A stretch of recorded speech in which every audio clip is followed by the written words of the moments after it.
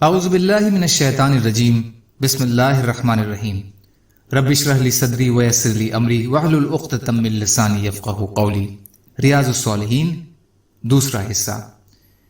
ایسا ہبہ واپس لینے کی کراہت جو سپرد نہ کیا ہو، وہ ہبہ بھی جو اپنی اولاد کو دیا ہو، سپرد کیا ہو یا نہ کیا ہو، اور صدقے کی چیز ایسے شخص سے خریدنے کی کراہت جسے صدقہ دیا ہو، اسے بطور زکوٰۃ اور کفارہ وغیرہ کے لیے نکالا ہو۔ البتہ کسی دوسرے شخص سے جس کی طرف وہ چیز منتقل ہو خریدنے میں کوئی حرج نہیں ہے۔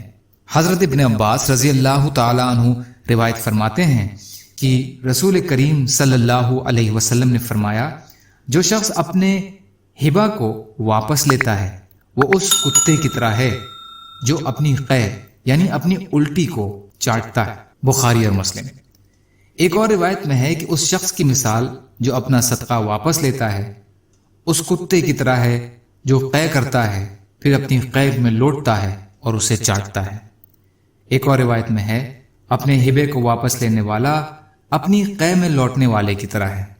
فائدہ، اس کی برائی اور کراہت اس سے واضح ہے کہ ایک تو ایسے شخص کو جو ہبہ واپس لیتا ہے کتے کے ساتھ تشبیہ دی گئی ہے، اور دوسرے اس چیز کو قے سے تعبیر کیا جس سے انسان سخت کراہت محسوس کرتا ہے۔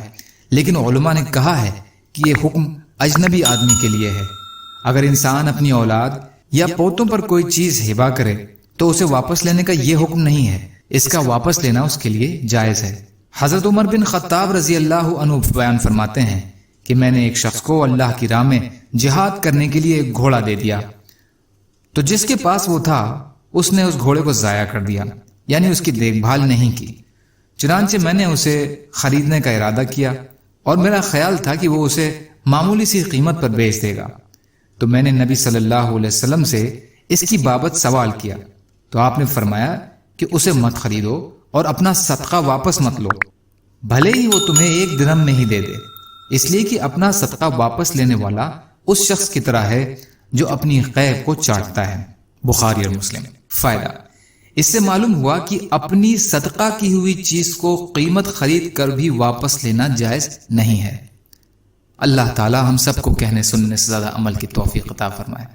یا اللہ مظلوموں کی مدد فرمائیے، ہم سب کو اپنی استطاعت کے بقدر اپنا حق ادا کرنے والا بنائیے۔ سبحان اللہ و بحمدہ، سبحانک اللہم و بحمدک، اشہد ان لا الہ الا انت، استغفرک و اتوب الیک۔ سبحان ربک رب العزۃ عما یصفون وسلام علی المرسلین والحمد للہ رب العالمین برحمتک یا ارحم الراحمین۔ لا الہ الا اللہ محمد رسول اللہ، والسلام علیکم۔